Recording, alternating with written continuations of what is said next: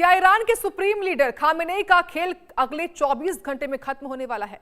क्योंकि 15 दिन के बाद अब आंदोलन बेहद ही हिंसक हो गया है। अब तक मरने वालों का आंकड़ा 544 हो चुका है, जबकि सैकड़ों लोग घायल बताए जा रहे हैं।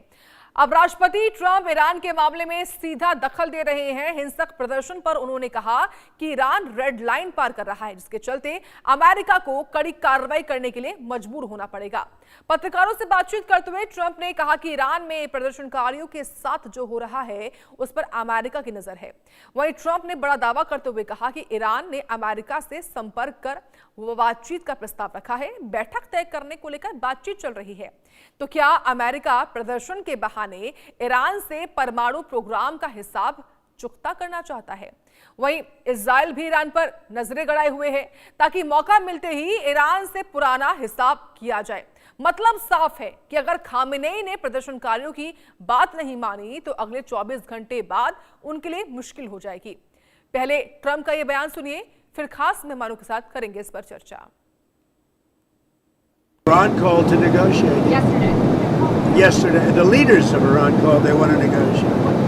I think they're tired of being beat up by the United States. Iran wants to negotiate. Yes. Iran called to negotiate. Yesterday, the leaders of Iran called. They want to negotiate. I think they're tired of being beat up by the United States. Iran wants to negotiate. Yes.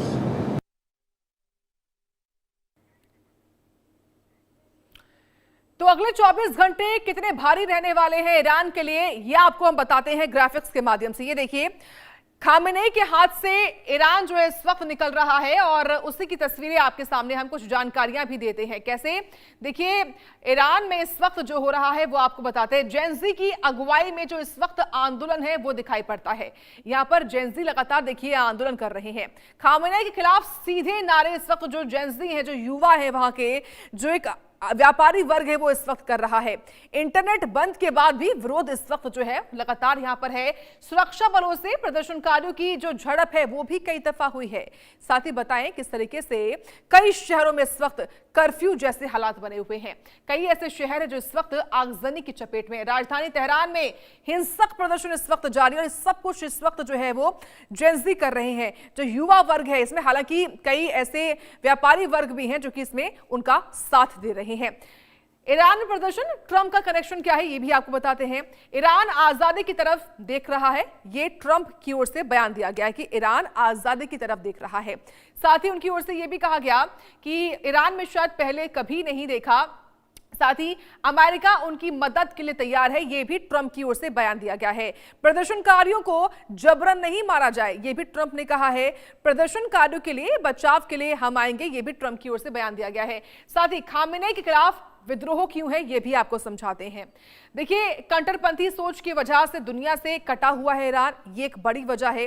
Islamic क्रांति से Iran की जो कट्टरपंथी है उसकी वजह से दुनिया से ईरान कटा हुआ है। सत्ता बचाए रखने के लिए खामेनेई ने धर्म का सहारा लिया। महिलाओं के खिलाफ जुल्म होते रहे, महिलाओं की आजादी पर हिजाब यहां पर थोपा गया। साथ ही इजराइल के खिलाफ कट्टर इस्लामिक सोच जो है वो इस वक्त बूढ़े खलीफा की एटमी सोच ने ईरान को जंग तक पहुंचा दिया है। खलीफा ने ईरान की अर्थव्यवस्था को रसातल में पहुंचाया है।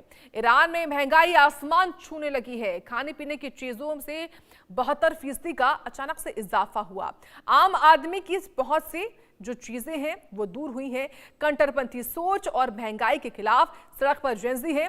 ट्रंप और नेतन्याहू ने खलीफा खामेनेई को चेतावनी दी है और इसलिए हम पूछ रहे हैं कि क्या अगले ये 24 घंटे भारी रहने वाले हैं, और इसी पर करेंगे चर्चा। खास मेहमान जुड़ चुके हैं, जहां डिफेंस एक्सपर्ट हैं राजन जामवाल जी हैं। बहुत स्वागत है आपका राजन जी। इंडिया